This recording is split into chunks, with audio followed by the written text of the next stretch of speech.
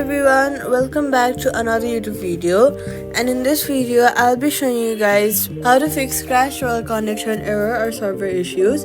If Clash Royale shows a connection error, the issue may be on your end or Supercell servers. First of all, start by switching networks. Switch between Wi-Fi and mobile data to rule out network issues, and then restart your router and phone to refresh the connection. Then check if Supercell servers are under maintenance. During a server issues, nothing on your device will fix it. Then avoid playing on a public or unstable Wi-Fi. Make sure that you're connected to a stable Wi-Fi so your app runs smoothly. After that,